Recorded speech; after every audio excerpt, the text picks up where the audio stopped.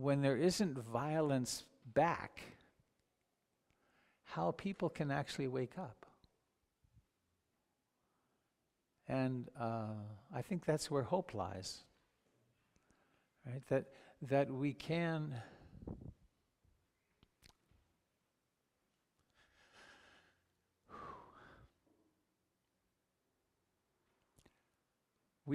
find a place in ourselves where we really are connected.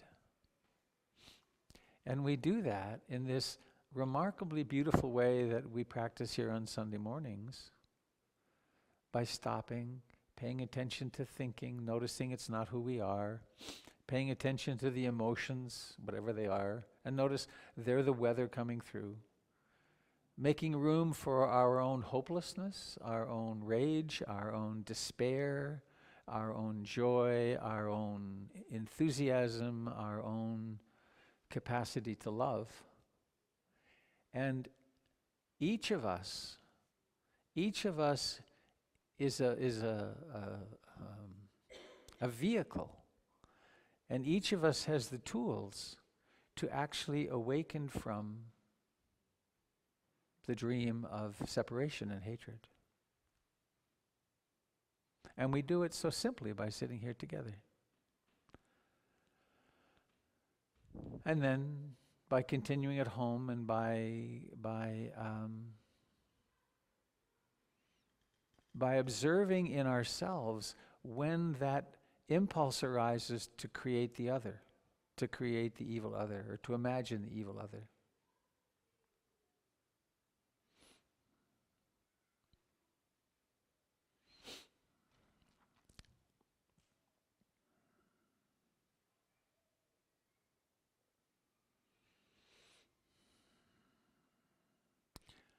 I have a hunch we're going to have lots of opportunity to do this.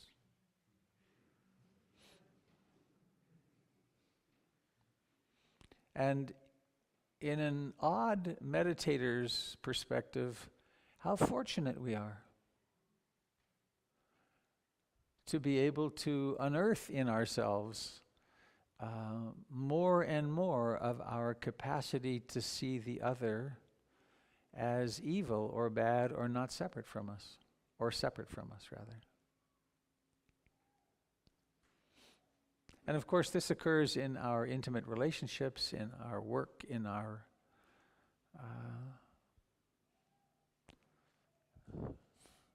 I heard this morning of someone, an acquaintance, who suffers from a pretty bad case of road rage.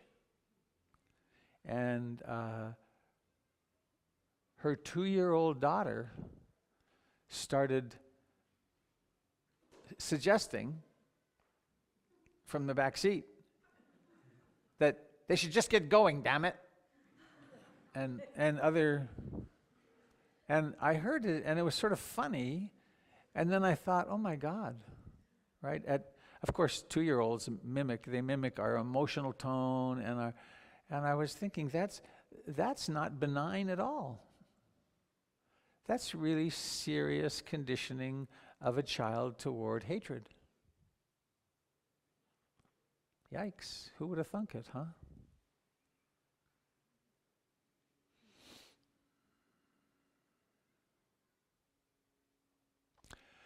So, in love there's room for everything, which means in our meditation practice, I think of us as, here's this wave and there's the fragile little ego here at the top, and the way home is not out, the way home is down and in. And that in that journey down and in, we encounter all of who we are.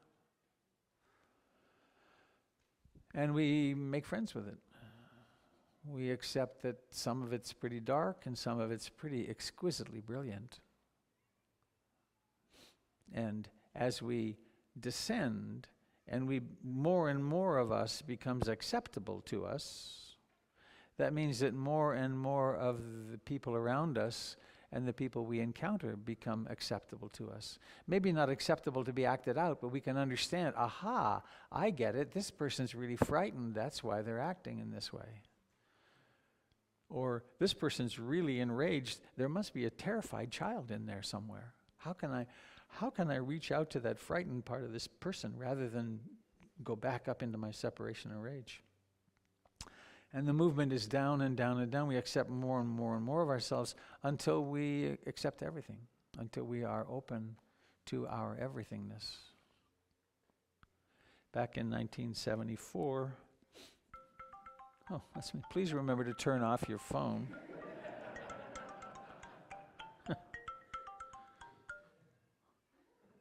I see. Call you later. Off.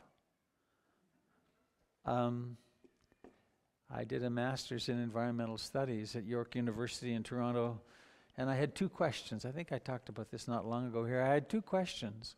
One was, if we are part of the earth, how is it that we don't know it? How can we possibly be treating our mother, our greater body? How can we possibly be treating it like this? And what can we do to realize our connection, our oneness, it's one of the things that I'm learning more about, and is so beautiful about our Native brothers and sisters' religious practices, is they're asking that question. They've been asking that question for thousands of years, and their practices are all about.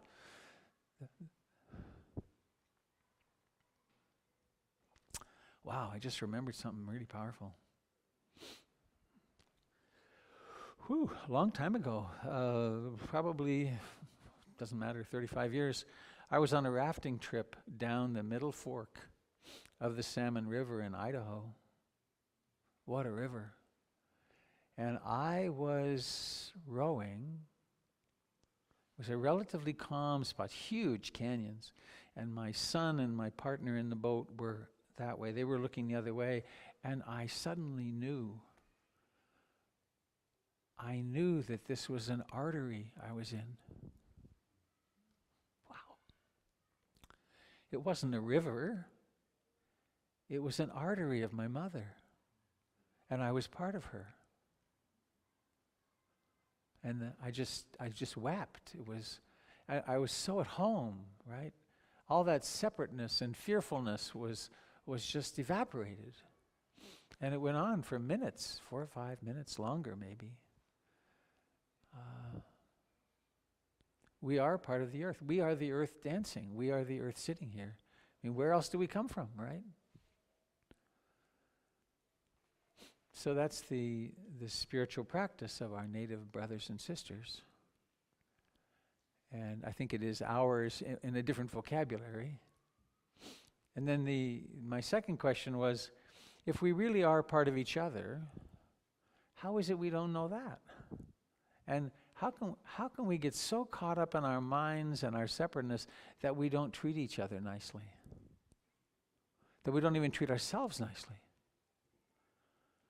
And the answer for me came in the form of Buddhist psychology and this training of the heart-mind, that we can in fact become much more in contact with and loving of ourselves. And we can in fact therefore become much more loving of each other. And we can in fact move in the direction of having experiences, at least touches, of being one with everything. And that's then, of course, supported by the Eightfold Path with, wise understanding and wise intention and wise livelihood and the whole meditative endeavor. Also moral and ethical behavior, acting skillfully so that we don't create messes. It's such a drag when we create a mess and then we have to be anxious for 6 months or a year or 5 years or whatever it is.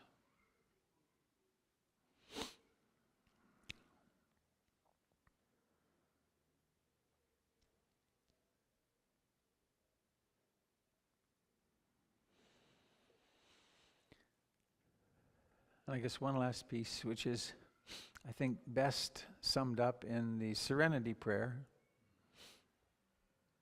which is an old Irish prayer Bill Wilson and the founders of AA made great use of it.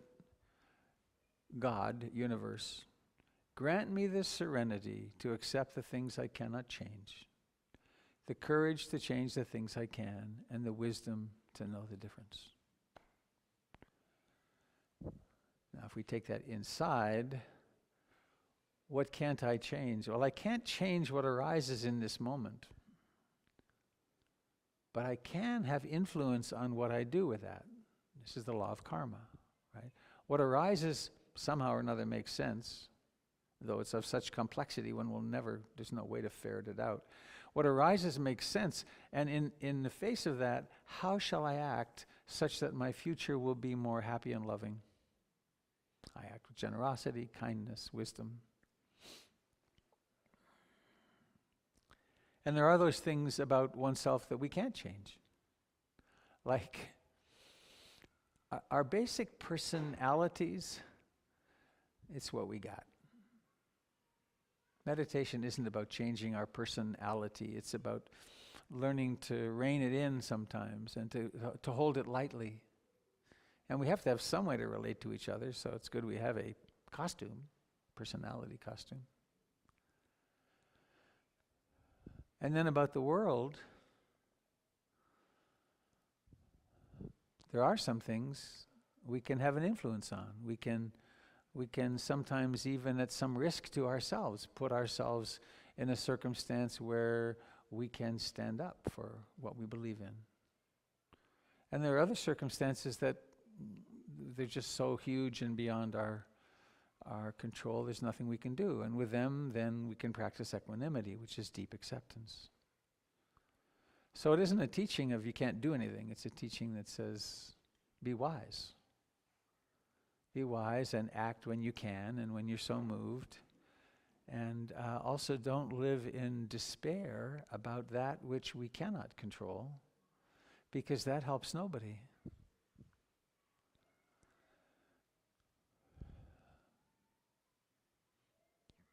And living in the present, I mean, just think of this as a present moment. We're warm and dry. We're probably not very hungry, and there's food coming up soon. We have these beautiful teachings. We have the sound of happy children playing outside.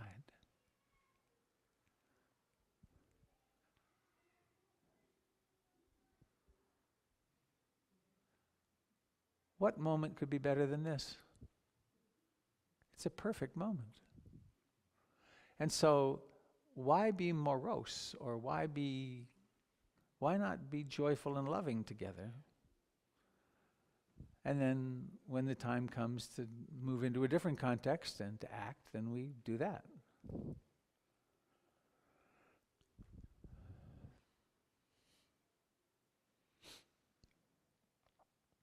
So I think I'd like to see, we have a few minutes, 15 actually, we're rich in time. Does anyone have anything you'd like to share or a question you'd like to ask? If so, I will have this speaking object brought to you. You have to get your lips very close to the thing.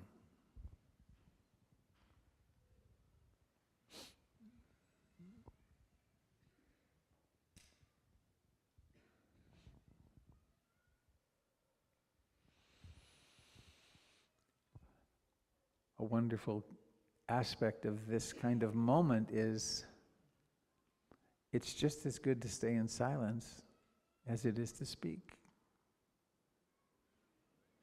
unless there's something that wants to be said.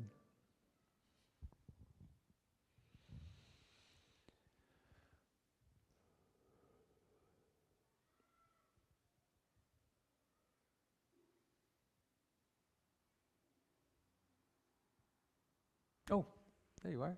Could you take this back for me?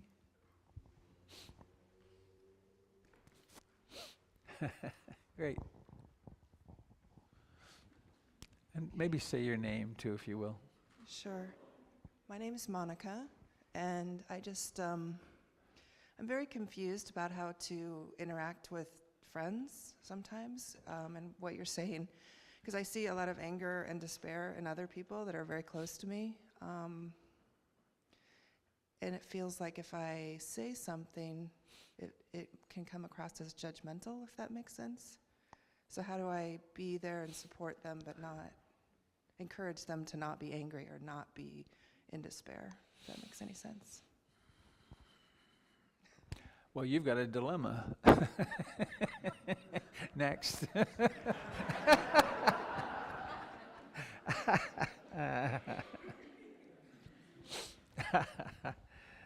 Well,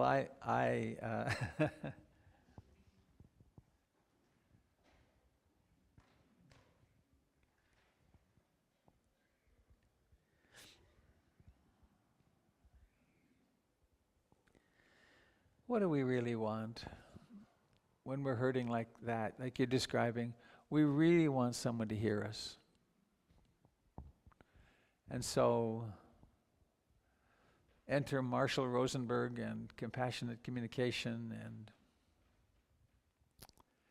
to empathize and to really, it's like I can hear you're really unhappy and sad and freaked out and whatever it is, and hopeless, and that your needs for safety and continuity and well-being aren't happening, and I can hear that feels terrible.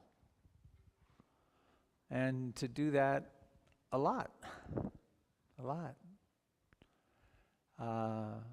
When it gets really hard for me is when I'm not in touch with my own, when that in me which despairs or is angry is up, and I don't have contact deeper. Then it's really hard because the other person's anger or despair, mine starts resonating sympathetically. And then, one's impulse is to join around the sympathetic vibration. And that it doesn't feel good anymore. Can't get away with that, actually. One of the things Ruth Denison said was many times, Dalink, once you have the Dharma, you can never get away with yourself. So one might like to regress, and so it's to the question of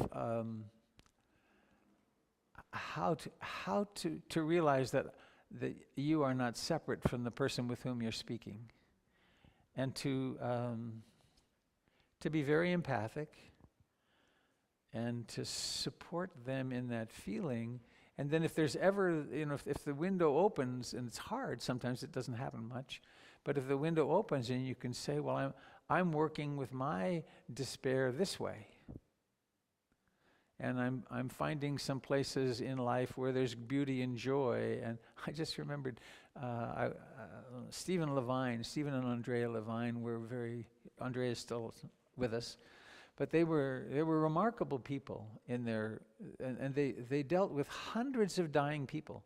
They had a 24-hour-a-day phone line that you could call and talk to them personally. And one of the things they said one time at a retreat was they surround themselves with baby animals, baby goats, baby sheep, and they'll grow them, and then they give them to other people. But they wanted and needed to be around the beauty of new beginnings a lot, because they were dealing with death all the time in a particular way. So, is that any help? And it's really important that we really acknowledge our own despair and fear, and also, like, some of us have been provoked by recent events into strong feelings, and those strong feelings were in us before the provocation. And so our own natural despair, our own fearfulness, our own ragefulness, our own whatever mood it is, it's what the circumstances are doing are illuminating what's there. And that's where we need each other, and we need practice. We need friends who can support us in pausing and really owning what's going on. I know one of the things I've treasured in my friends not at the moment sometimes, but when they've said in no uncertain terms, Robert, you're losing it. That's not the exact words they use. It's like, it's where I put my head. It's like, it's just gone. Wake up, right? You're full of anger and blame, and you're not being very mindful. And so sometimes we need reminders of that. Come get it.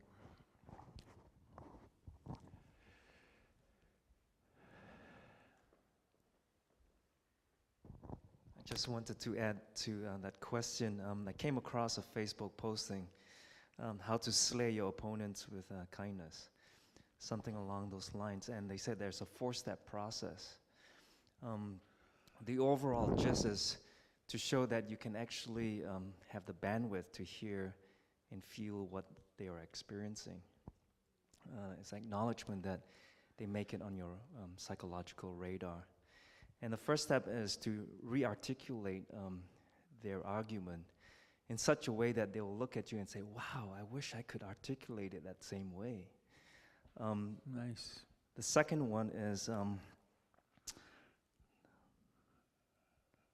the second one is to share with them what you learned about their interaction, what you learned about how they're experiencing the moment, how they see things, and new things that you never knew about them. I forgot the third one, but the fourth one was a nice one, which is open the floodgates of your criticism. Because by then, you have pretty much laid the groundwork that you have the bandwidth to see much more than a constricted bandwidth. In the nonviolent communications world, there's a very simple rule. If you want to connect with a person, connect before correct. Connect and find the place of help them feel really safe with you. And then with great delicacy, one can say things like, I have a different perspective I'd like to share with you. Do you think, would you be interested in hearing? And if they say no, or if they launch into their statement again, you switch right over to empathy again, and you listen more. This is crucial sometimes in intimate relationships too, right? To listen and listen and listen until your partner or friend or whoever really feels like you've heard them, and you can ask, "Have I heard you? Is there something you want or need to say that you haven't said?" And that's the word bandwidth is so important. It's like, do you have the bandwidth to do that? Sometimes it's consciousness work, to say the least. And then I've had experiences in my life where, yes, you've heard me, and then I say, well, would you be interested? Could I share with you something else? And then you start saying this, and they say yes, and you start saying the something else, and then they interrupt. And what do you do then? Gosh, I guess I didn't hear enough. I really, if you're feeling the urge to interrupt me, there must be something unfinished for you. So what is it? It's really a work of tremendous patience. And true patience, it isn't, I'm superior to you and therefore I'll do this. It's, I really want to connect with you and I'm willing to put in the time to do it. Time and effort. Would you run this back, Vic? Or right back by right back by that beautiful embroidery done by Jackie Hetema.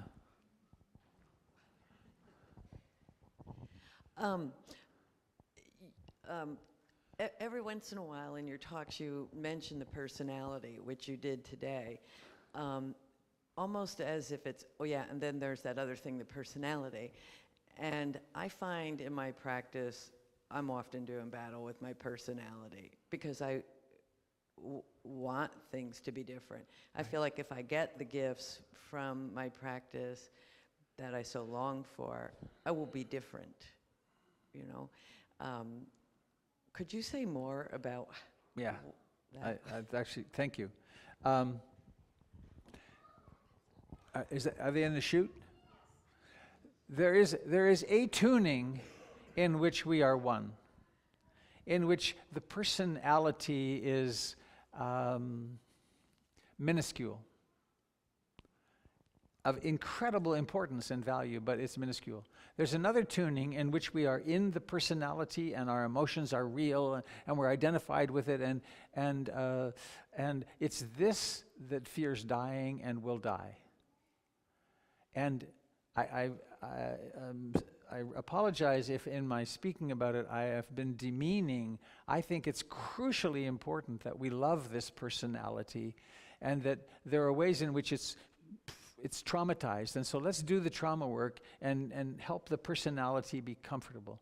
There are ways in which it is has crazy ideas about oneself or about others. Let's help it, let's educate it, and let's grow it up so that it becomes a real grown-up as best we can. And when it's acting like a child, when it's then let's love that part of ourselves absolutely, extremely, and set some limits on it. But there is a way that we can, and one runs into this, and there are people who get lost in the view, and they become some of the non-dual world is like this, and some of the Buddhist world too, that really nothing matters, and your personality doesn't matter, because we're stardust, and we are. On the other hand, but there's this holding the opposites. Jung's notion was stay in the tension of the opposites, which is valuing and connecting with and relating to and from the personality, to the ego, as though it were real and the most important thing in the world. And also remember that it's stardust. And to hold those two simultaneously results in what Jung called the transcendent third position, and what the Buddha called the middle path. So both are, it's like, is light a particle or a wave? It's both. They're both descriptors. Light is, life is, consciousness is. And the personality is neither good nor bad, it just is. Is that better? There's a tendency in some spiritual circles to say, let's get rid of the ego. Well, great if you want to spend your life in an institution. Right? And not be responsible, not be capable of taking responsible positions in the world, because where else are we going to stand? Okay. Can it be real quick? Okay. I'd love to, but we have the wild creatures. I shouldn't say that, should I? Yeah, I could. I can say that. I've lived with enough wild creatures. So please come stand, make a big circle, and let's talk after, my dear. Let's chat.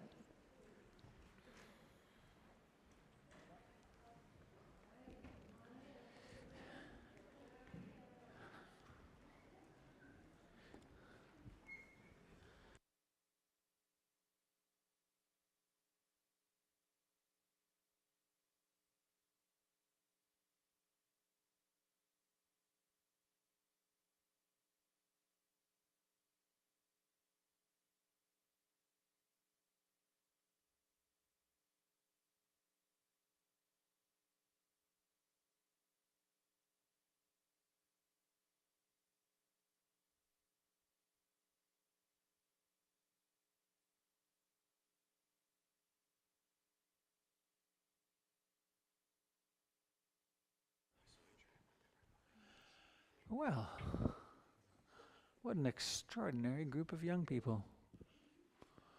Anyone else in the outer circle who would like to come and join us in the sacred sanctum sanctorum inner circle, please join us. It's where all the action is. You get to blow out the candle if you're close. Right. Wise. So please find a hand to hold. May I hold your hand? And we could, 3 of us hold hands. What about that?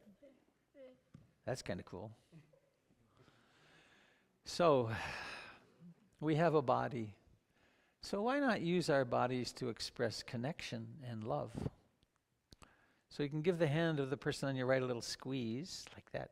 Not a bone-crushing squeeze, but a nice squeeze. A squeeze, and what would you say in your heart if you wanted to bless them?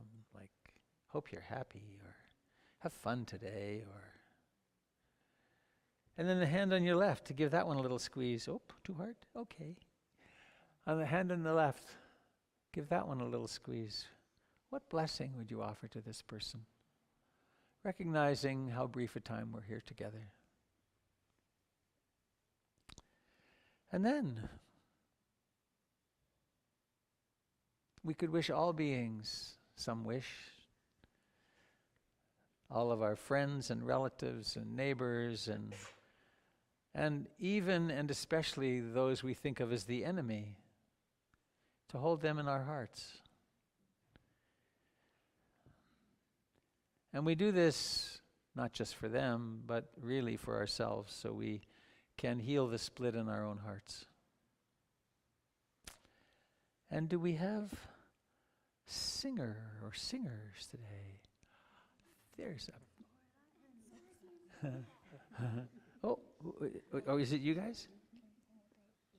Is it true? Okay, you hold it. Oh, it's your turn. May all beings be happy, remember? And you have to hold it real close. That's close enough. You start whenever you're ready. You want help? Oops. I think, yeah, all right. Anybody else? Okay, yes, all right. Can you get close? Come in here, get close. Can you share with this little fellow behind you? Get close. Come on in. Here we go. You got to get close to the microphone or it doesn't work. All right, get close. Close. Share it. All right, when you're ready. Ready. May all beings be happy.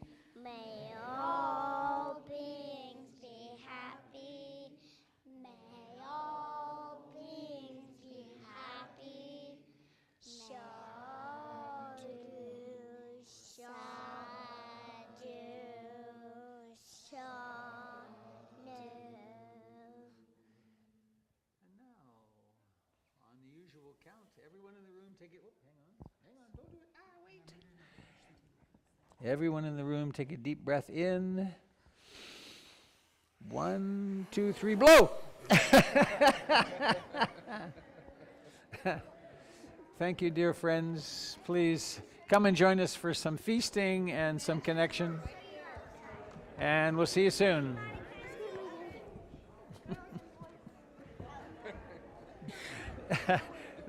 Goodbye, those of you that joined us on the internet.